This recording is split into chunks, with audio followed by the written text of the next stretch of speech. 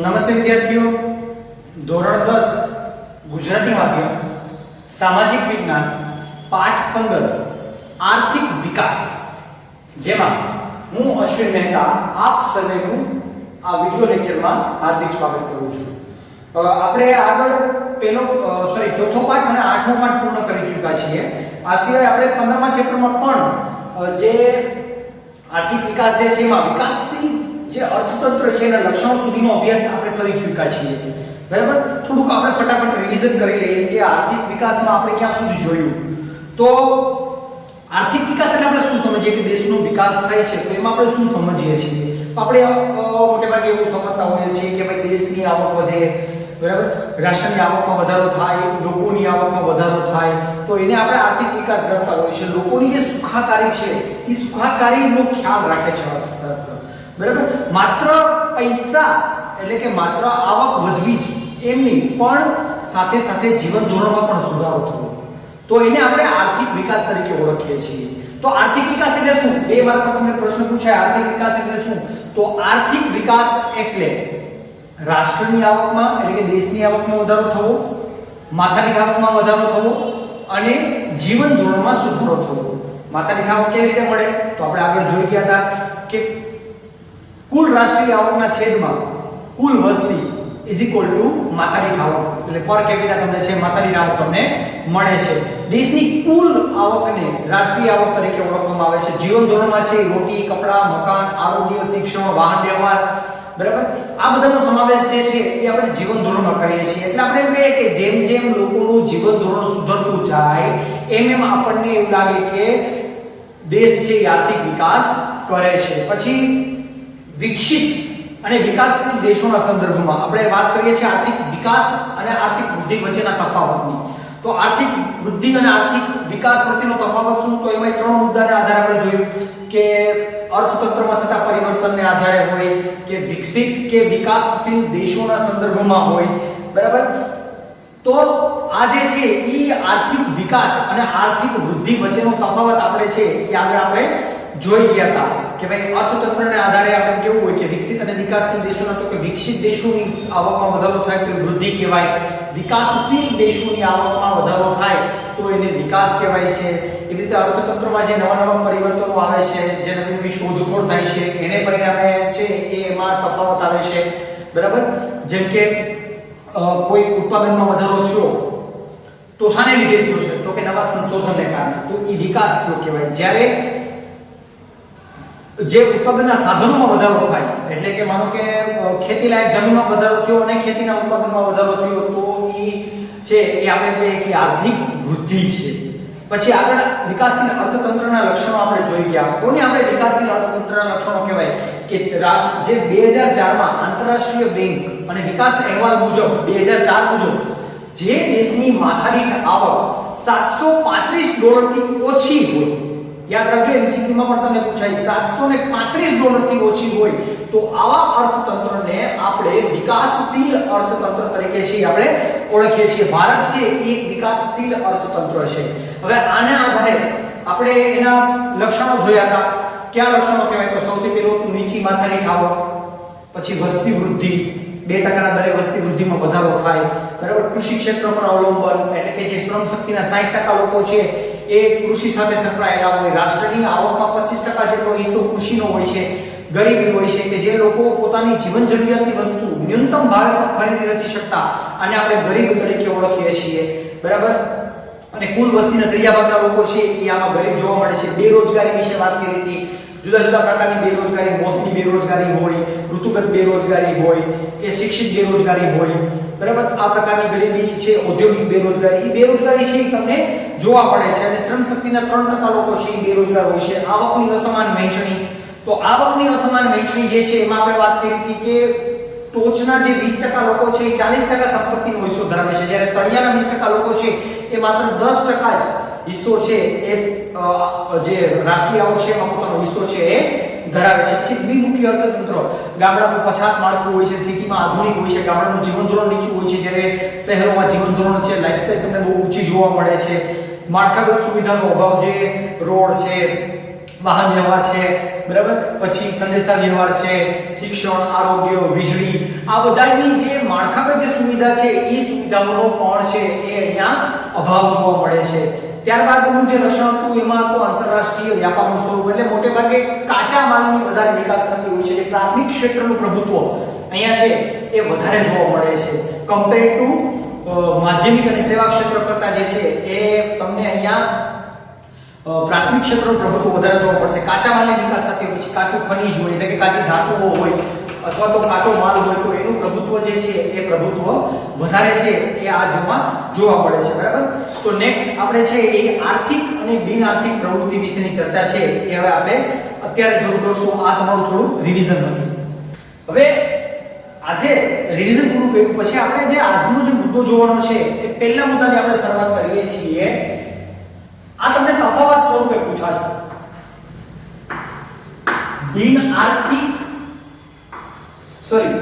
આર્થિક અને બિન આર્થિક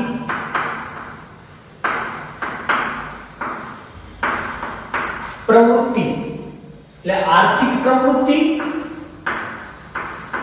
અને બિન આર્થિક પ્રવૃત્તિ વચ્ચે તફાવત સ્પષ્ટ કરો. આર્થિક પ્રવૃત્તિ કોને કહેવાય અને બિન આર્થિક પ્રવૃત્તિ, બે માર્કમાં તમને અહીંથી પ્રશ્ન પૂછી શકે છે. આ બે ત્રણ માર્કમાં તમને આમાંથી પ્રશ્ન પૂછી શકે છે કે આર્થિક પ્રવૃત્તિ અને બિન આર્થિક પ્રવૃત્તિ વચ્ચેનો તફાવત સ્પષ્ટ કરો. બરાબર, તો આપણે તફાવતના મુદ્દા સ્વરૂપે જોઈએ. સૌથી પહેલા આપણે જોઈએ આર્થિક પ્રવૃત્તિ. કોને આપણે આર્થિક પ્રવૃત્તિ કહીશું અને કોને બિન આર્થિક પ્રવૃત્તિ કહીશું. બે મુદ્દા આવશે. બરાબર, બે મુદ્દા આપણે મૂકી દઈશું. સૌથી પહેલો મુદ્દો છે આર્થિક પ્રવૃત્તિ કોને કહેવાય. તો જે પ્રવૃત્તિ આપણે કોઈ પ્રવૃત્તિ કરીએ છીએ એ પ્રવૃત્તિમાં જે પ્રવૃત્તિનો જે હેતુ હોય છે એ હેતુ નફો મેળવવો કે ખર્ચ કરવાનો.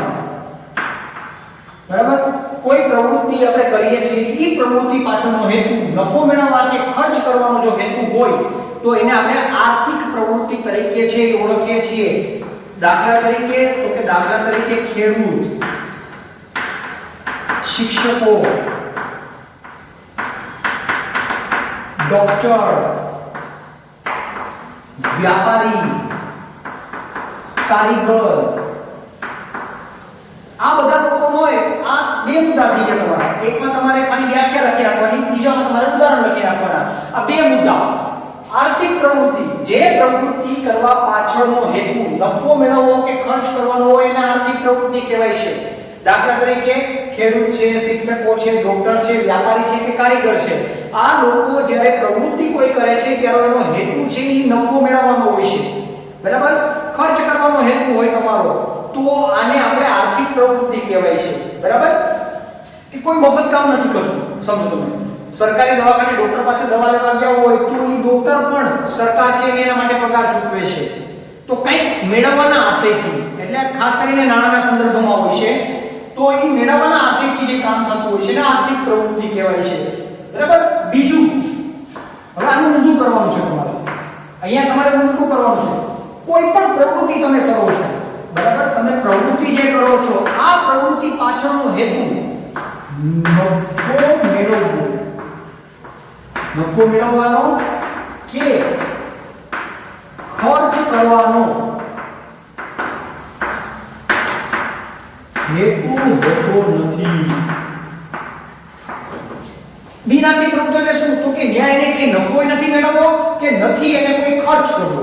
આવો કોઈ પણ પ્રકારનો હેતુ છે એ હેતુ હોતો નથી તો એને આપણે કહીએ છીએ બિન આર્થિક પ્રવૃત્તિ. કે જ્યાં ક્યાંય પૈસા કમાવાનો હેતુ નથી. ઉદાહરણ આપું છું, બીજો પોઈન્ટ તમારે લખવાનો. દાખલા તરીકે માતા દ્વારા થતો બાળકનો ઉછેર અને બીજું એમ કહેવાય સમાજ સેવક. જે સમાજ સેવક જે છે એ સમાજ સેવક કોઈ પણ જાતના લોભ લાલચ વિના સમાજની સેવા કરે છે તો એ સમાજ સેવક, એટલે સમાજ સેવક દ્વારા કરવામાં આવતી સેવાઓ, તો આ બિન આર્થિક પ્રવૃત્તિમાં આવશે. બરાબર, આર્થિક પ્રવૃત્તિ, બિન આર્થિક પ્રવૃત્તિ. અહીંયા નફો મેળવવા કે ખર્ચ કરવાના હેતુથી પ્રવૃત્તિ કરવામાં આવે છે, જ્યારે અહીંયા નફો મેળવવાનો કે ખર્ચ કરવાનો કોઈ હેતુ જ નથી હોતો. બીજું, ખેડૂત, શિક્ષકો, ડોક્ટર, વ્યાપારી અને કારીગર, આ એના ઉદાહરણો છે આર્થિક પ્રવૃત્તિ કરનાર વ્યક્તિઓના. જ્યારે માતા દ્વારા બાળકનો ઉછેર અને સમાજ સેવા, તો એક માં હોય કે માં જ્યારે પોતાના બાળકનો ઉછેર કરતી હોય ત્યારે એનો એવો આશય નથી હોતો કે મારો છોકરો મોટો થઈ અને મને એને જે ઉછેર કર્યો આટલા વર્ષો સુધીની તો એ બદલા મને 5000 રૂપિયા આપશે. આવો એનો ક્યારેય હેતુ નથી હોતો. છોકરો દેતોય ભલે અને ન દેતોય ભલે, એનો ઉછેર એ સારામાં સારો કરે છે, જેમ આપણા માતા પિતા આપણો ઉછેર કર્યો. બરાબર, એવી જ રીતે આપણે ક્યાં મોટા થઈને કોઈને કીધું કે મેં તને 5 વર્ષ મોટો કરી દીધો, હવે 5 વર્ષના તું મને વર્ષ લેખે 10000 લેખે મને 50000 રૂપિયા આપી દે. આવું કોઈના માતા પિતા દ્વારા કોઈ માંગવામાં નથી આવ્યું. હા, ઘરે તમે આય રાખ્યા હોય, માનો કે કોઈ નોકરી કરતા હોય પતિ પત્ની બંને અને બાળકને સાચવવાનો સમય નથી હોતો, ત્યારે ઘરે છે એ ઉછેર કરવા માટે કેરટેકર રાખે છે. તો ઈ કેરટેકરને જે પૈસા તમે ચૂકવો છો એ આર્થિક પ્રવૃત્તિમાં આવી જશે. એ જ્યારે બાળકનો ઉછેર કરશે ત્યારે.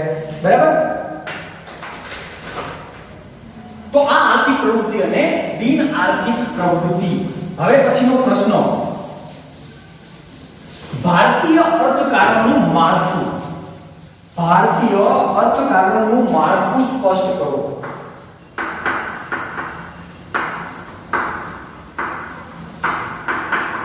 ભારતીય અર્થકારણનું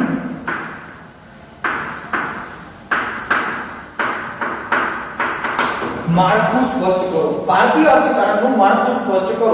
બરાબર, હવે અહીંયા આપણે વાત કરીએ તો આપણા જે વ્યવસાયો છે એ વ્યવસાયોને આપણે જુદી જુદી કેટેગરીમાં વહેંચી દીધા છે. બરાબર, હવે એ કઈ કેટેગરી છે, એને કેવી રીતે વહેંચ્યા છે એના વિશેની આપણે વાત કરવાની છે કે કેવી રીતે એને વહેંચેલા છે. બરાબર, તો 3 ક્ષેત્ર આવશે. આ સાવ શોર્ટમાં તમને સમજાઈ દેવું છે. પ્રાથમિક ક્ષેત્ર, બીજું છે માધ્યમિક ક્ષેત્ર અને ત્રીજું છે સેવા ક્ષેત્ર. તમારે જે મમ્મી પપ્પા છે એ જો કે જોબ કરતા હોય તો ઈ આ ત્રણમાંથી એને કોઈ પણ પ્રકારની પ્રવૃત્તિ, આર્થિક પ્રવૃત્તિ કરતા હોય તો કોઈ પણ જાતના વ્યવસાય સાથે સંકળાયેલા હોય તો એ આ ત્રણમાંથી એકમાં જ હશે. કોઈ એમ કહેશે કે મારા મમ્મી પપ્પા ખેડૂત છે, પ્રાથમિક ક્ષેત્ર, ખેતી, બરાબર, જંગલો, કાચું ખનીજ, પછી દરિયાના જે જીવો મળે છે, માછલી વગેરે, એ બધા, તો એ બધું જ જે છે એ પ્રાથમિક ક્ષેત્રમાં આવશે. ખાણ ક્ષેત્ર હોય, ખેતી ક્ષેત્ર હોય, પશુપાલન હોય, બરાબર, જ્યાંથી કાચો માલ ઉત્પન્ન થાય છે એ બધું જ જે છે એ બધું જ જે પ્રાથમિક ક્ષેત્રમાં આવશે. માનો કે કોઈના પપ્પા ખેતી કરતા હોય, પછી જંગલ પેદાશો, જે જંગલમાંથી પેદાશો મળે છે એ જંગલ પેદાશો એ પણ આમાં આવશે. ખાણ ક્ષેત્ર, કે ખાણ ખનીજ આવે છે એટલે ખાણ ક્ષેત્ર એ આમાં આવશે. મત્સ્ય, બરાબર, પશુપાલન, ત્યાં પશુપાલન છે આપણે ખેતી સાથે પણ લઈ શકીએ, પશુપાલન. તો આ બધા જ જે છે એ પ્રાથમિક ક્ષેત્રના વ્યવસાયો કહેવાય છે. જે પ્રાથમિક ક્ષેત્રના વ્યવસાયો કહેવાય. ખેતી, જંગલ પેદાશ, ખાણ ક્ષેત્ર, મત્સ્ય, પશુપાલન, આ બધા જ જે છે એ પ્રાથમિક ક્ષેત્રમાં એનો સમાવેશ થશે. માધ્યમિક ક્ષેત્ર, માધ્યમિક ક્ષેત્રને બીજા દ્વિતીય ક્ષેત્ર તરીકે પણ ઓળખાય છે. દ્વિતીય ક્ષેત્ર, બરાબર. આને તમે મેન્યુફેક્ચરિંગ ફીલ્ડ,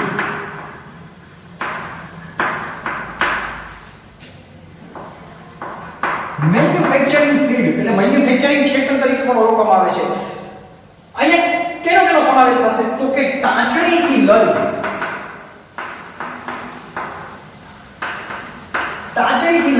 જે મોટા યંત્રો બનાવે છે ને, બધા જ મોટા યંત્રો બનાવે છે, બધા જ કારખાનાઓ, એ બધાનો સમાવેશ માધ્યમિક ક્ષેત્રમાં છે એ થશે.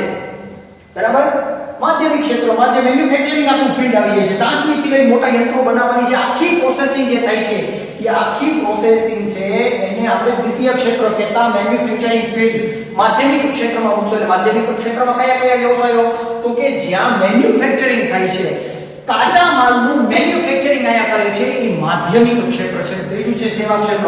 આ ખાસ યાદ રાખજો, ભૂતકાળમાં પણ વિદ્યાર્થીઓ આવી ભૂલ કરે છે. સેવા ક્ષેત્રનું જ્યારે નામ આવે છે ત્યારે આપણે મા બાપની સેવા કરવી, વૃદ્ધાશ્રમમાં જઈને વૃદ્ધોની સેવા કરવી, આ નથી આવતું કાંઈ આમાં.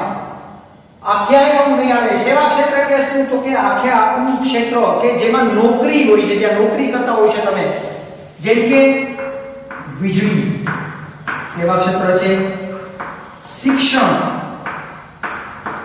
સેવા ક્ષેત્ર છે, આરોગ્ય, બેન્કિંગ, સંદેશાવ્યવહાર,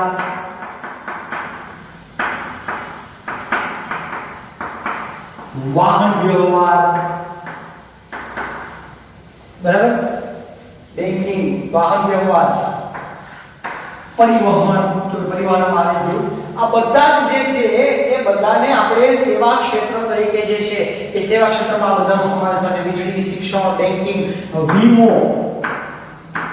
આ વીમાનો પણ એમાં સમાવેશ થઈ જાય છે. જે આ બંને ક્ષેત્ર માટે ખૂબ જ મહત્વનું છે. પરિવહન વગર કાંઈ નહીં થાય. સમજો તમે, પરિવહન હશે તો જ કાચો માલ છે મેન્યુફેક્ચરિંગ ફિલ્ડ સુધી પહોંચશે. એટલે આ પણ જરૂરી છે કે આ બધા ક્ષેત્રો કે જે છે એ સેવા ક્ષેત્ર તરીકે. હજી આમાં જો એડ કરવું હોય તો આમાં ઇન્ટરનેટ પણ આવશે, બરાબર. ઇન્ટરનેટમાં પણ તમે કરો, ઈમેલ છે કે જે આધુનિક જે પદ્ધતિઓ જે આવવા માંડી છે, વિડિયો કોન્ફરન્સ માટે જુદી જુદી છે, એ જુદી જુદી સોફ્ટવેર જે બધા આવે છે જે જોડવાનું કામ કરે છે, એ બધું જ જે છે એને આપણે સેવા ક્ષેત્રમાં મૂકશું. તો આ ભારતીય અર્થકારણનું માળખું છે. પ્રાથમિક ક્ષેત્ર, માધ્યમિક ક્ષેત્ર અને સેવા ક્ષેત્ર. આ ખાસ યાદ રાખજો. માધ્યમિક પ્રાથમિક ક્ષેત્ર એટલે એવું ક્ષેત્ર કે જ્યાંથી કાચી પેદાશો મળે છે, જેમ કે ખેત પેદાશ, જંગલ પેદાશ, ખાણ ક્ષેત્ર, મત્સ્ય, પશુપાલન. પછી માધ્યમિક ક્ષેત્ર એટલે દ્વિતીય ક્ષેત્ર, જેને મેન્યુફેક્ચરિંગ ફિલ્ડ તરીકે પણ ઓળખવામાં આવે છે, જે ટાંચણીથી લઈ અને મોટા યંત્રો જે છે એ મોટા યંત્રો છે અહીંયા બનાવવામાં આવે છે. સેવા ક્ષેત્ર, તો સેવા ક્ષેત્રમાં પણ જે જુદી જુદી નોકરી કરતા હોય છે, જુદા જુદા ફિલ્ડ હોય છે, જેમ કે વીજળી, શિક્ષણ, આરોગ્ય, બેન્કિંગ, સંદેશાવ્યવહાર, વાહન વ્યવહાર, વીમો, ઇન્ટરનેટ અને ઈમેલ.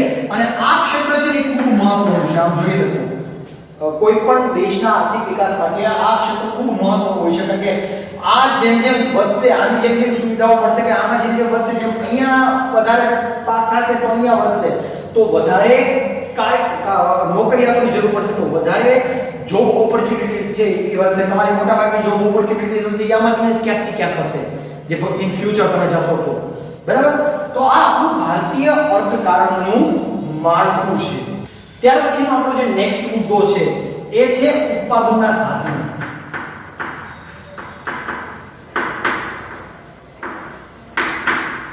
પ્રશ્નાવલી પૂછાય, ઉત્પાદનના સાધનો કેટલા છે? પ્રશ્ન કેવી રીતે પૂછાશે? ઉત્પાદનના સાધનો કેટલા છે તે જણાવી તેનો વિગતે પરિચય આપો. તો આનો જવાબ પેલો, ઉત્પાદનના સાધનો કેટલા છે? તો કે ઉત્પાદનના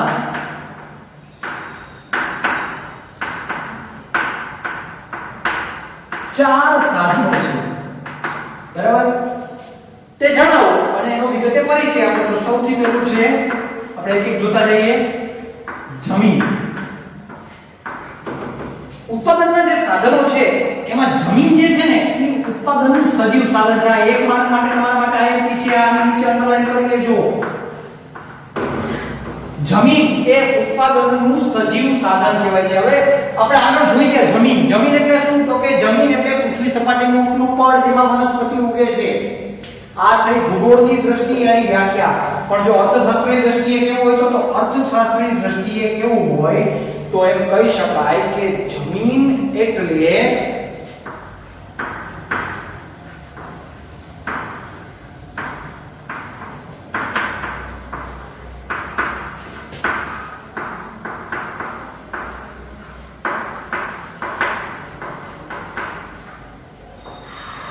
જમીન એટલે જેમાં તમામ પ્રકારના કુદરતી સંપત્તિ આવી જતી હોય છે. તમામ પ્રકારની કુદરતી સંપત્તિઓ જે આવી જતી હોય છે, જ્યાંથી મળતી હોય છે, એને જમીન તરીકે ઓળખીએ છીએ. જેમ કે કેવું હોય તો એમ કહેવાય કે નદી, પર્વત, ઊંચો પ્રદેશ, ઝરણા, બધી જ વસ્તુઓ જે જમીન ઉપર આવી જતી હોય છે. બરાબર આ અર્થશાસ્ત્રની પરિભાષામાં આ જમીનની વ્યાખ્યા થઈ બરાબર જમીન એટલે તમામ કુદરતી સંપત્તિ જે છે કુદરતી સંપત્તિ જ્યાંથી મળી આવતી હોય એને જમીન તરીકે છે આપણે ઓળખીએ છીએ જેમાં બધી વસ્તુઓનો જે છે એ સમાવેશ થાય છે જેમ તમને ખનિજ પણ મળે છે બરાબર ખનિજો પણ જે છે ઉચ્ચ પ્રદેશમાં તમે જાઓ તો ત્યાં ખનિજો મળે મેદાનો છે બરાબર ખેતી માટેના તો મેદાનો તો બધી જ વસ્તુઓ જેને આપણે જમીન તરીકે છે એ જમીન તરીકે આપણે ઓળખીએ છીએ રણ પ્રદેશ આવી છે આમાં મૂડી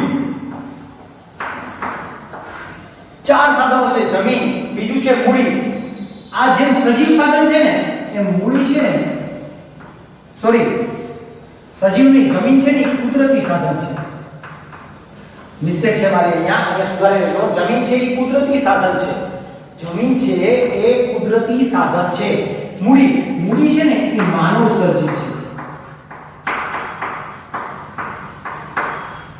ઉત્પાદનની પ્રક્રિયામાં આ એક માનવ નિર્મિત કે માનવ સર્જિત સાધન તરીકે ઓળખાય છે મૂડીમાં તમામ પ્રકારના માનવ સર્જિત જેમ કે ઓજાર યંત્રો મકાન આ બધી વસ્તુનો સમાવેશ છે આપણે મૂડીમાં કરીએ છીએ ત્રીજું છે શ્રમ અહીંયા જોજો શ્રમ છે ને એ સજીવ સાધન છે ઉત્પાદનની પ્રક્રિયામાં ઉત્પાદનના સાધનોમાં શ્રમ છે એ સજીવ સાધન છે બરાબર હવે શ્રમ કોને કહેવાય તો કે ભૌતિક વળતરની અપેક્ષાએ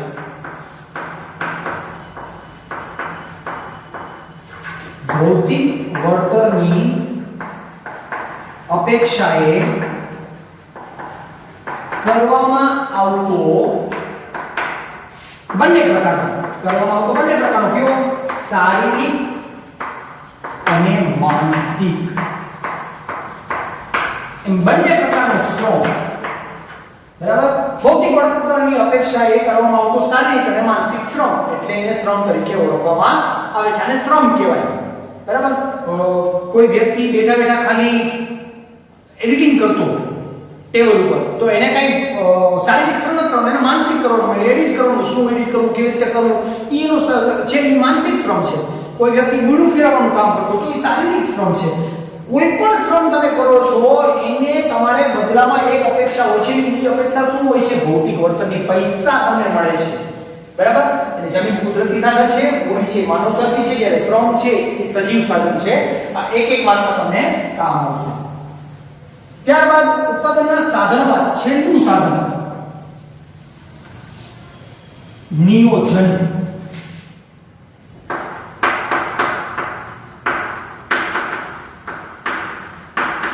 નિયોજનમાં આપણે બે મુદ્દા સમજશું પહેલા આપણે સમજશું નિયોજક એટલે શું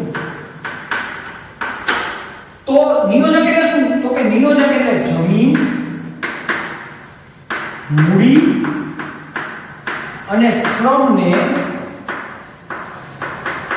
કુશળતાપૂર્વક સંયોજક કરનાર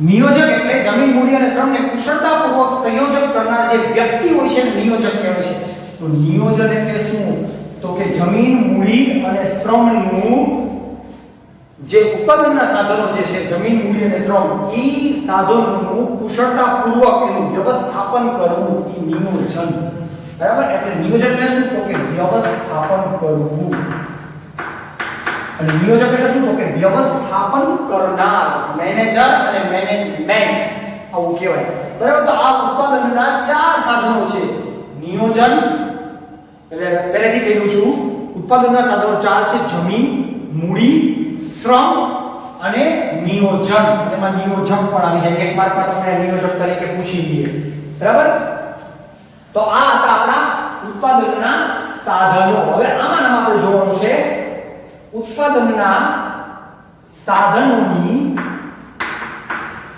ફાળવણી બરાબર ઉત્પાદનના સાધનોની ફાળવણી જે કરવામાં આવે છે કેટલી રીત હોય છે કેટલી કે મતલબ કેટલી ટેકનિક હોય છે અર્થશાસ્ત્રમાં જે છે ઉત્પાદનના સાધનોને કેવી રીતે વહેંચવા બરાબર ઈ ઉત્પાદનના સાધનોને વહેંચવા માટે થઈ અને એક સોપાન આખું આપેલું હોય છે તો ઈ સોપાન પ્રમાણે આખું જે સોપાન છે ઈ સોપાન પ્રમાણે જે છે ઈ એમાં એને ગોઠવેલા હોય છે જેમ કે સૌથી પહેલું છે અમર્યાદિત જરૂરિયાત પેલું છે અમર્યાદિત જરૂરિયાત ત્યારબાદનું બીજું છે જરૂરિયાતોને અગત્યતાનુક્રમ આને સમજીએ પહેલા અમર્યાદિત જરૂરિયાત જો માણસ આદિમાનવ હતો ને ત્યારે આપણી જરૂરિયાતો મર્યાદિત હતી પણ જેમ જેમ વ્યક્તિ જે જટિલ સમાજ વ્યવસ્થામાં જે જટિલ અર્થ વ્યવસ્થામાં જે માનવી આવ્યો એ માનવીની જરૂરિયાતો છે એ અમર્યાદિત બની ગઈ માનવીની જરૂરિયાતો અમર્યાદિત બની એટલે સામે પુરવઠો તો કે પુરવઠો તો સ્થિર છે બરાબર વ્યક્તિની જરૂરિયાત તો શું થયું તો ઉત્પાદનના સાધનોનો વેડફવા લાગ્યા ઉત્પાદનના સાધનો જે છે એ વધારે ને વધારે એને વેડફવા લાગ્યા એ વધારે ને વધારે વેડફવા લાગ્યા જેને પરિણામે આપણા જે અમર્યાદિત આપણી જરૂરિયાતો છે એ અમર્યાદિત થતી હોય છે હવે કેટલીક જરૂરિયાતો એવી હોય છે કે જે આપણે ઊભી થયા જ રાખે કેટલીક જરૂરિયાતો છે ને એ ટેકનોલોજીને કારણે ઉદ્ભવે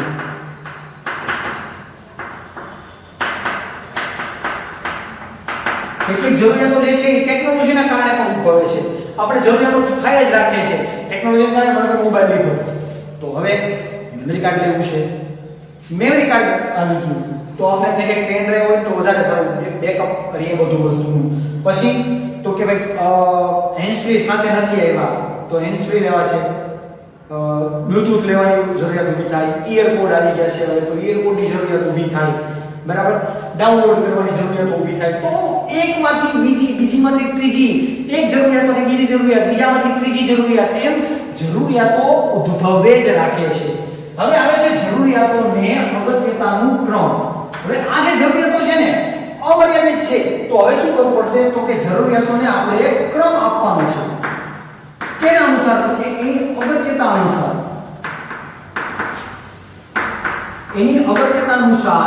એને આપણે ક્રમ આપવાનો છે બરાબર જે જરૂરિયાત છે આપણી ઈ જરૂરિયાત વધારે મહત્વની કઈ જરૂરિયાત છે તો કે સૌથી પહેલા રોટલી ખાવાનું કપડા બરાબર રહેવાનું તો આ વધારે આપણી જરૂરિયાત છે કે જે સૌથી વધારે છે તો જે જરૂરિયાત આપણા માટે સૌથી પહેલા છે એને પહેલા પૂરી કરવાની પછી બીજી જરૂરિયાત એટલે જેમ જરૂરિયાત છે જે મહત્વની જરૂરિયાત છે ને પહેલા પછી એના પછી એવી રીતે એ જરૂરિયાતોને છે એ ક્રમમાં છે એ ગોઠવી દેવાની તો એને જરૂરિયાતોને જે છે એ અગત્યતાનો ક્રમ આપી દેવાનો આનાથી શું થશે તો કે ઉત્પાદનના સાધનો જે છે એ વેડફાય છે એ ઓછા વેડફાતા થઈ જાય એમ કહેવાય ત્રીજો મુદ્દો છે આપણો એટલે કે પોઈન્ટ નંબર 3 મર્યાદિત સાધનો ત્રીજો પોઈન્ટ આપણો છે મર્યાદિત સાધનો જરૂરિયાતો આપણી અમર્યાદિત છે પણ એને પૂરી કરવા માટે જે સાધનો આપણી પાસે છે પછી ઈ માનવ સર્જિત હોય કે કુદરતી કોઈ પણ હોય આપણી પાસે આ સાધનો છે એ મર્યાદિત છે બરાબર એટલે કે મર્યાદિત સાધનો આપણી પાસે છે ત્યારબાદ છે વૈકલ્પિક ઉપયોગ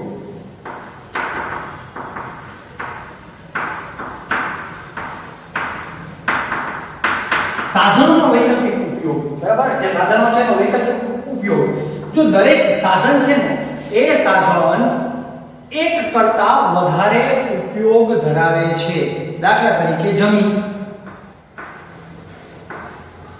કોઈ પણ જે સાધન છે ને કોઈ પણ સાધન હોય ઉત્પાદનનું કોઈ પણ સાધન હોય ઉત્પાદનના સાધનોનો વૈકલ્પિક ઉપયોગ માનો કે જમીનના ઘણા બધા ઉપયોગ થાય છે પણ એક સમયે ઈ જમીનનો ઉપયોગ તમે એક જ વસ્તુ માટે કરી શકો છો તો એને કહેવાય એનો વૈકલ્પિક ઉપયોગ બીજા ઉપયોગ એના જતા કરી દેવા પડે છે દાખલા તરીકે તમે જમીનમાં મગફળી વાવી અને મગફળીનું ઉત્પાદન કર્યું માનો કે વૈકલ્પિક સાધનોનો ઉપયોગ શું? તો કે વૈકલ્પિક ઉપયોગ, ઉત્પાદનના સાધનોનો વૈકલ્પિક ઉપયોગ એટલે શું? તો કે દરેક સાધન એક કરતા વધારે ઉપયોગ ધરાવે છે. કોઈ પણ વસ્તુ હોય એ એક કરતા વધારે ઉપયોગ ધરાવતા હોય, પણ એક સમયે એનો એક જ ઉપયોગ થઈ શકે ત્યારે એના અન્ય ઉપયોગોને જતા કરી દેવા પડે છે તમારે. બરાબર? તો એમ કહેવાય કે આ ઉત્પાદનના જે સાધનો છે એનો ઉપયોગ વૈકલ્પિક છે. દાખલા તરીકે જમીનમાં તમે મગફળી વાવી તો મગફળી વાવી તો તમારે મકાઈ, કપાસ, બરાબર, ડાંગર, આ બધા પાક છે તમે જતા કરવા પડે. તમે ન લઈ શકો, એક સમયે તમે એક જ પાક લઈ શકો. એક ભાઈની પાસે વેન છે, હવે એક ભાઈ વેન ચલાવે છે, બરાબર, અને એને કોઈ ભાડું આવ્યું, માની લો કે એને સુરેન્દ્રનગરનું ભાડું આવ્યું, બરાબર, 2000 રૂપિયામાં અહીંથી સુરેન્દ્રનગર જવા માટે ગાડી એને બંધાવી દીધી, અને એ જ તારીખમાં કોઈ અમદાવાદનું ભાડું એવું મોટું ભાડું મળે છે એને, તો શું કરવું પડશે એને? ઓલા ના નહીં પાડી શકે સુરેન્દ્રનગર વાળા પાસે, તો પૈસા લઈ જવા વિશે, તો અમદાવાદના જવા માટે એને શું કરવું પડશે? ના પાડવી પડશે કે ભાઈ મારે ભાડું આવી ગયું છે. તો એ ગાડીનો ઉપયોગ ઘણા છે, પણ એક સમયે એનો એક જ ઉપયોગ થઈ શકે. એટલે દરેક સાધનો વૈકલ્પિક ઉપયોગ ધરાવતા હોય છે, પણ એક સમયે એનો એક જ ઉપયોગ થઈ શકે. તો આ ઉત્પાદનના સાધનોની જે છે એ ફાળવણી થઈ. ચાર આપણે વાત કરી ઉત્પાદનના સાધનોની, આપણે ચાર ફાળવણીની વાત કરી ગયા, બરાબર. કઈ? તો કે સૌથી પહેલા તો અમર્યાદિત જરૂરિયાતોને અગત્યતાનો ક્રમ, મર્યાદિત સાધનો અને ઉત્પાદનના સાધનોનો વૈકલ્પિક ઉપયોગ. એમ આપણે ચાર બાબતોની ચર્ચા કરી. ઉત્પાદનના સાધનોની ફાળવણીની ચર્ચા કરો એ આપણે અહીં સુધી આપણે જોઈ લીધું છે. ત્યાર પછીનો જે નેક્સ્ટ મુદ્દો છે આપણો એ છે ઉત્પાદનના સાધનોની ફાળવણીની પદ્ધતિઓ. આપણે ઉત્પાદનના સાધનોની ફાળવણી જોઈ, બરાબર, અને ફાળવણી જોયા બાદ આપણે જે આપણા સાધનોના ફાળવણી છે એની પદ્ધતિઓ જોઈએ. જુદી જુદી પદ્ધતિઓ હોય છે કે કોઈ પણ દેશ પોતાનો આર્થિક વિકાસ કરવા માટે થઈ અને જુદી જુદી પદ્ધતિઓ છે અપનાવતો હોય છે. એમાં બે મુખ્ય પદ્ધતિઓ છે. બે મુખ્ય પદ્ધતિઓ કઈ? તો એમાંની એક છે બજાર પદ્ધતિ અને બીજી છે સમાજવાદી પદ્ધતિ.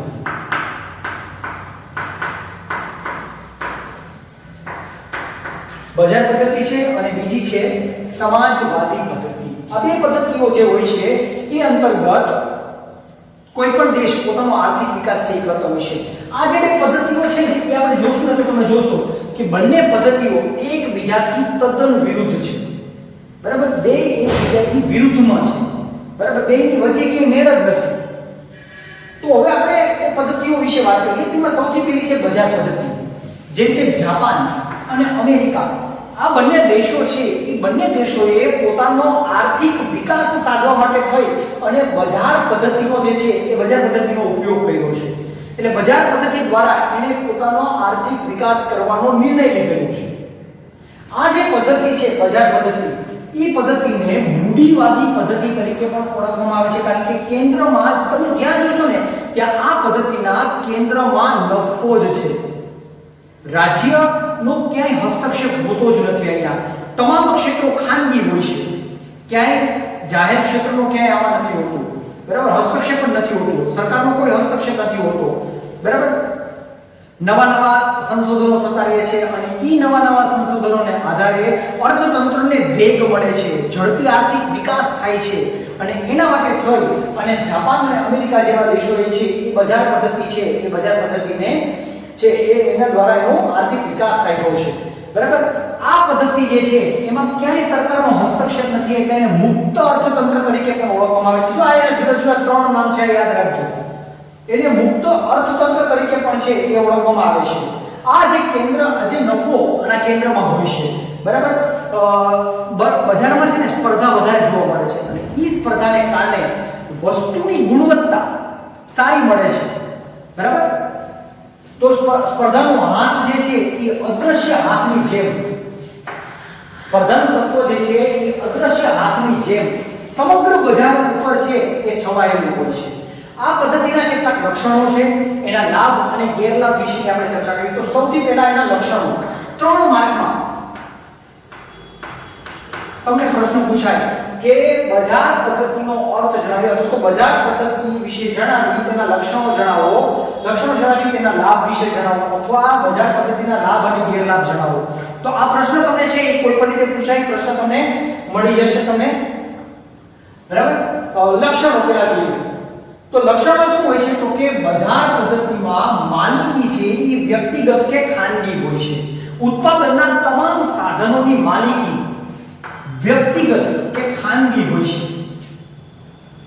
ઉત્પાદનના સાધનો એટલે કે એનું જે કેન્દ્ર છે એ કેન્દ્રમાં નફો હોય છે અહીંયા કેન્દ્રમાં શું હોય છે નફો હોય છે સરકારનો કોઈ પણ પ્રકારનો હસ્તક્ષેપ આ બજારમાં હોતો નથી તમામ વસ્તુ જે છે એ વ્યક્તિગત કે ખાનગી હોય છે સરકારનો ક્યાંય હસ્તક્ષેપ હોતો જ નથી નીતિ વિષયક કોઈ પણ ભૂમિકા નથી હોતી સાધનોની ફાળવણી નફા આધારિત હોય છે બરાબર ઉત્પાદનના જે સાધનો છે એની ફાળવણી કેવી રીતે થાય તો એ નફા આધારિત થાય જ્યાંથી નફો વધારે ત્યાં ઉત્પાદનના સાધનો વધારે પછી લાભ કયા કયા લાભ હોય છે તો કે બજાર પદ્ધતિ જે છે એમાં વ્યક્તિનું આર્થિક સ્વતંત્રતા જળવાય છે વ્યક્તિનું આર્થિક સ્વાતંત્ર્ય જળવાય છે બીજું મહત્તમ ઉત્પાદન બજાર પદ્ધતિમાં મહત્તમ ઉત્પાદન હાંસલ કરી શકાય છે મહત્તમ નહીં પણ કાર્યક્ષમ ઉત્પાદન હાંસલ કરી શકાય છે આ સિવાય કેવું હોય તો જે કુદરતી સાધનો છે અથવા તો જે કંઈ પણ ઉત્પાદનના સાધનો છે આ ઉત્પાદનના સાધનોનો મહત્તમ અને કાર્યક્ષમ ઉપયોગ જે છે એ ઉપયોગ થાય છે બરાબર મહત્તમ ઉત્પાદન હાંસલ કરી શકાય છે ત્રીજો પોઈન્ટ છે અર્થતંત્રમાં નવા સંશોધનો થતા રહે છે નવા સંશોધનો થાય એટલે આર્થિક વિકાસને છે એ ગતિ મળે છે સમગ્ર મેં તમને કીધું એમ સ્પર્ધાનું તત્વ અદૃશ્ય હાથની જેમ છે એટલે સ્પર્ધાને કારણે વસ્તુની ગુણવત્તા શ્રેષ્ઠ બને છે બરાબર મારે કોઈ વસ્તુ વેચવી હોય આજે માર્કેટમાં ઘણા બધા મોબાઈલ મળે છે તો જો મોબાઈલની દુનિયામાં પહેલા નંબર ઉપર રહેવું હોય તો સારી ગુણવત્તાવાળો મોબાઈલ હોય એ પહેલા નંબર ઉપર હોય અત્યારે સેમસંગ છે એ વધારે વેચાય છે પછી વિવો અને ઓપ્પો વેચાય છે બરાબર તો શા માટે તો સ્પર્ધા છે એટલે તમને ગુણવત્તા પણ મોબાઈલમાં સારી મળશે બરાબર આના કેટલા ગેરલાભ પણ છે કોઈ પણ પદ્ધતિ છે એ સંપૂર્ણ નથી હોતી એના કેટલા ગેરલાભ પણ હોય છે એમાં સૌથી પહેલો ગેરલાભ કે અહીંયા બજાર પદ્ધતિમાં વધુ પડતું કારણ કે નફો છે તો જ્યાં નફો વધારે હોય એવી મોજ શોખની વસ્તુનું ઉત્પાદન વધારે થાય છે વધારે નફો મેળવવા માટે અને પ્રાથમિક ચીજ વસ્તુની જે જરૂરિયાતોની જે ચીજ વસ્તુઓ છે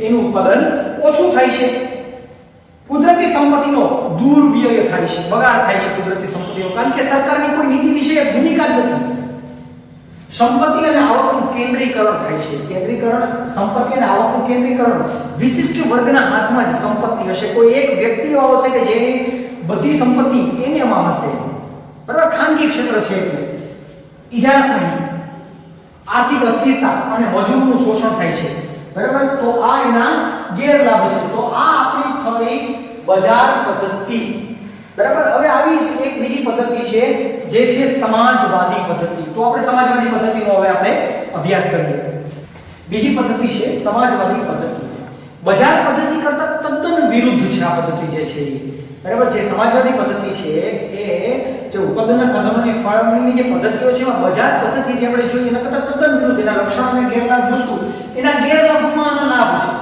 એટલે કે એના ગેરલાભમાંથી આ પદ્ધતિનો ઉદ્ભવ થયો છે બરાબર રશિયા અને ચીન આ બે દેશ જે છે એ બંને દેશોએ પોતાનો આર્થિક વિકાસ આ પદ્ધતિ દ્વારા કરવાનું નક્કી કર્યું છે હવે આ પદ્ધતિ છે એમાં તમે જોયું કે ભાઈ માલિકી ખાનગી હોય છે અહીંયા રાજ્યનો સંપૂર્ણ હસ્તક્ષેપ હોય છે ઉત્પાદનના તમામ સાધનોની માલિકી છે એ રાજ્યની હોય છે બરાબર તમામ આર્થિક નિર્ણયો રાજ્ય સરકાર દ્વારા લેવામાં આવે છે બરાબર અહીંયા ખાનગી ક્ષેત્ર જેવું કાંઈ હોતું નથી માનો કે જમીન હોય તો જમીન પણ સરકારના જ હસ્તકમાં હોય છે બરાબર નાના ઉદ્યોગ મોટા ઉદ્યોગ આ બધું સરકારના હસ્તક હોય છે સમાજવાદી પદ્ધતિની આપણે વાત કરી છે સમાજવાદી પદ્ધતિના લક્ષણોની વાત કરી આપણે સૌથી પહેલા 3 માર્કમાં તમને પ્રશ્ન પૂછાય કે સમાજવાદી પદ્ધતિના લક્ષણો જણાવો તેના લાભ જણાવો અથવા સમાજવાદી પદ્ધતિના લાભ ગેરલાભ જણાવો અથવા લક્ષણો સમજાવી લાભ વિશે ચર્ચા કરો ગેરલાભ વિશે ચર્ચા કરો તો 3 માર્કમાં તમને અહીંયા છે કે આ પ્રશ્ન પૂછાઈ શકે છે સૌથી પહેલા એના લક્ષણોની વાત કરીએ તો ઉત્પાદનના તમામ સાધનોની માલિકી રાજ્યની હોય છે ઉત્પાદનના તમામ સાધનોની માલિકી રાજ્યની હોય છે એક માર્ક માટે આ પણ છે નોટ ડાઉન કરી લેજો રશિયા અને ચીન બરાબર જે નિર્ણયો લેવાય છે આર્થિક નિર્ણયો અર્થતંત્રમાં જે કાંઈ આર્થિક નિર્ણયો લેવાય છે એ નિર્ણયો રાજ્ય દ્વારા છે, એ રાજ્ય દ્વારા લેવામાં આવે છે. આપણે જોયું હતું કે કેન્દ્રમાં નફો હોય છે, જ્યારે સમાજવાદી પદ્ધતિમાં કેન્દ્રમાં નફો નથી હોતો પરંતુ સમાજનું હિત હોય છે. બરાબર, અહીંયા સમાજનું હિત હોય છે, જ્યારે બજાર પદ્ધતિમાં શું હોય, કેન્દ્રમાં નફો હોય છે. મજૂરોને કામના બદલામાં વેતન ચૂકવવામાં આવે છે. આ પણ એનું લક્ષણ છે. જ્યારે ઓલા ગેરલાભમાં હતું કે મજૂરોને કામના બદલામાં વેતન નહીં પણ એનું શોષણ થાય છે.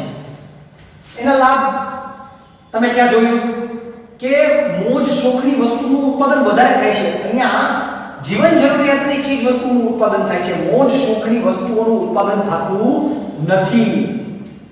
સરકારની નીતિ વિશે ભૂમિકા હોય છે. રાજ્ય સરકારની માલિકી હોય છે, તેથી કુદરતી સંપત્તિનો દુર્વ્યય થતો અટકે છે, એટલે કે દુર્વ્યય થતો નથી. આવક અને જે સંપત્તિ છે એ સંપત્તિની અસમાનતા દૂર થાય છે, એટલે કે અસમાનતા દૂર થાય છે. અસમાનતા હોય છે, અહીંયા અસમાનતા છે એ શું થાય છે, દૂર થાય છે. અહીંયા ગ્રાહકોનું શોષણ થતું નથી. ત્યાં તમે જુઓ માર્કેટ બહુ મોટું હોય છે, બજાર વિશેની અજ્ઞાનતા હોય છે, જેથી કરીને ગ્રાહકોનું શોષણ થાય. ત્યારે અહીંયા ગ્રાહકોનું શોષણ છે એ અટકે છે. આના પણ કેટલાક ગેરલાભ છે. આ જે પદ્ધતિ છે એ પણ પૂર્ણ નથી, એના પણ કેટલાક ગેરલાભ છે. તેના ગેરલાભની વાત કરીએ તો સરકારની માલિકી છે, એટલે ઉત્પાદન વધારવા માટે ક્યાંય પ્રોત્સાહન મળતું નથી, કારણ કે સરકારનું છે. આપણું ક્યાં છે, આ તો ખાનગીમાં આપણું હોય એટલે આપણે વધારે એનું કરીએ છીએ. પછી હરીફાઈનો અભાવ જોવા મળે છે, અને હરીફાઈનો અભાવ છે એટલે સંશોધનને વેગ નથી મળતો, વસ્તુની ગુણવત્તા જળવાતી નથી. ચાઇનાના માલ ટીકતા નહીં, એના જેવું છે. વ્યક્તિગત સ્વતંત્ર જળવાતું નથી. ઓલી પદ્ધતિમાં જળવાતું હતું, અહીંયા તો રાજ્ય માલિકી છે એટલે વ્યક્તિગત સ્વતંત્ર જળવાતું નથી. અને રાજ્યના જ માલિકી હોય છે, ઉત્પાદનના તમામ સાધનોની માલિકી રાજ્યની હોય છે, એટલે અહીંયા અમલદારશાહીનો ભય જોવા મળે છે. સરકારી અમલદારો જે હોય છે એનો ભય અહીંયા વધારે હોય છે. તો આ છે તમારી સમાજવાદી પદ્ધતિ, જેના મેં મુદ્દાઓ શોર્ટમાં લખ્યા છે. ટેક્સ્ટબુકમાં વધારે ડિટેલથી થોડા આપેલા છે, જોઈ લેજો. અહીંયા મેં શોર્ટમાં લખ્યા છે. શોર્ટમાંથી તમે છે એ આખો મુદ્દો છે બનાવી શકો છો. જરૂર પડે તો સ્ક્રીનશોટ પણ લઈ લેજો આનો. હવે છે મિશ્ર અર્થતંત્ર. મિશ્ર અર્થતંત્રનો જન્મ કેમ થયો? તો આ બે ભાઈઓ હતા, સમાજવાદી પદ્ધતિ અને બજાર પદ્ધતિ. આ જે બે ભાઈઓ હતા, એ બે ભાઈઓમાં જે તફાવત હતો એ તફાવતને દૂર કરવા માટે થઈ અને સમાજવાદી પદ્ધતિ પણ નહીં અને બજાર પદ્ધતિ નહીં, એવું એક વચ્ચેનું આખું એક અર્થતંત્ર આવ્યું, જેને મિશ્ર અર્થતંત્ર તરીકે ઓળખાયું. બરાબર, આ બંનેની જે સારી બાબતો હતી એ સારી બાબતો લઈ અને એક આખું જ નવી ફાળવણીની પદ્ધતિ જે મિશ્ર અર્થતંત્ર તરીકે ઓળખાય છે. ખાસ યાદ રાખજો, ભારત અને ફ્રાન્સ બજાર પદ્ધતિમાં, અમેરિકા જાપાન, સમાજવાદીમાં રશિયા ચીન. જ્યારે મિશ્ર અર્થતંત્રમાં ભારત અને ફ્રાન્સ આ બે દેશ એવા છે કે જેણે પોતાનો વિકાસ આ અર્થતંત્રમાં રહી અને આ પદ્ધતિ દ્વારા પોતાનો વિકાસ સાધવાનો નિર્ણય કર્યો.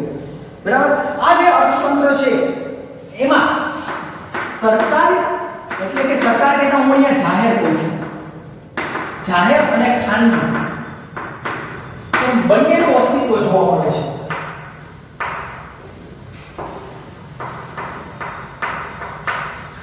બંનેનું અસ્તિત્વ જે છે આપણે અહીંયા લઈએ, બંનેનું અસ્તિત્વ જે છે એમાં જોવા મળે છે. માત્ર જાહેર નહીં પણ ખાનગી પણ હોય છે.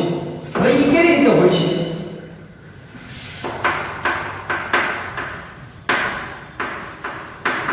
નિયંત્રિત આર્થિક પદ્ધતિ, જેને મિશ્ર અર્થતંત્ર તરીકે ઓળખવામાં આવે છે. હવે આને નિયંત્રિત આર્થિક પદ્ધતિ શું કામ કહેવાય? કારણ કે સરકાર રાજ્યનો કોઈને કોઈ રીતે એની ભૂમિકા એમાં રહેલી છે અને કોઈને કોઈ પણ રીતે સરકાર છે એ નિયંત્રણ મૂકે છે.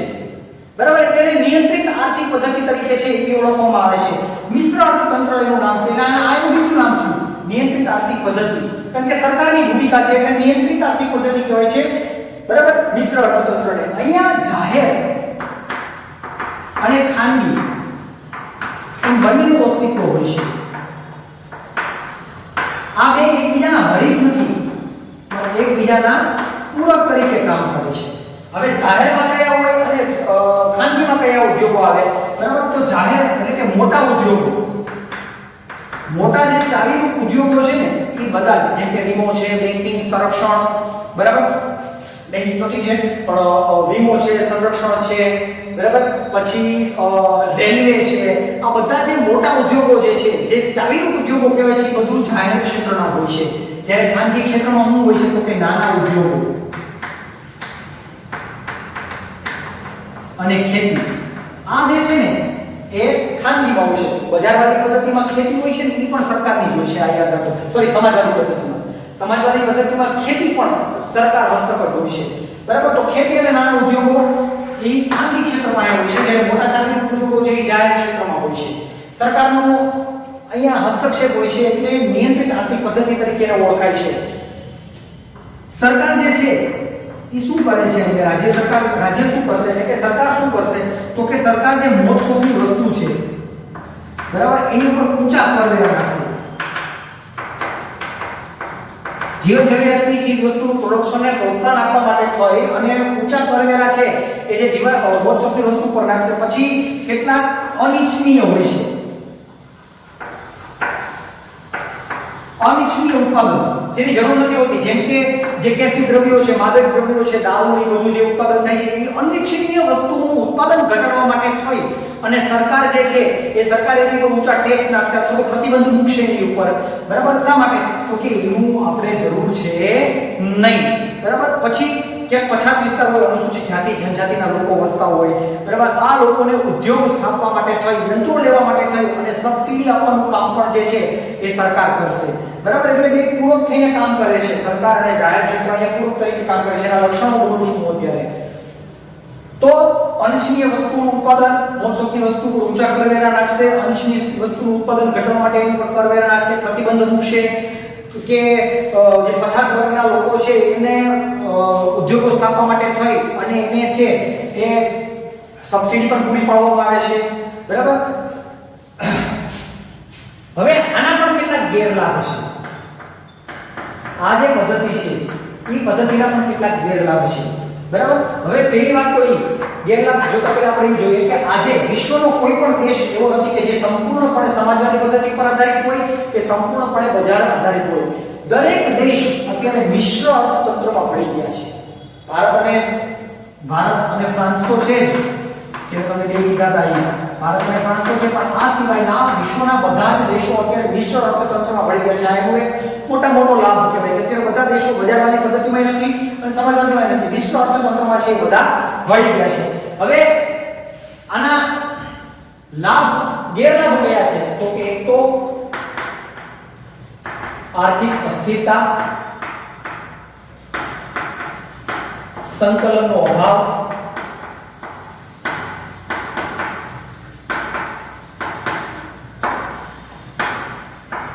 આર્થિક વિકાસનો નીચો દર,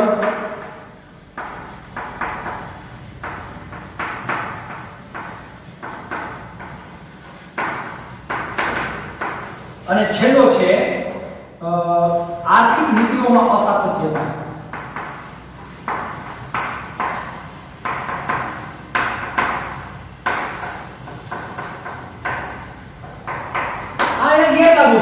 આર્થિક અસ્થિરતા જોવા મળે, સંકલનનો અભાવ, આર્થિક વિકાસનો નીચો દર અને આર્થિક નીતિઓમાં અસાતત્યતા. તો આ એના ગેરલાભ છે. તો આ આખું આર્થિક વિકાસ નું જે આપણું ચેપ્ટર નંબર 15 જે છે એ આપણે અહીંયા અત્યારે પૂર્ણ કરીએ છીએ.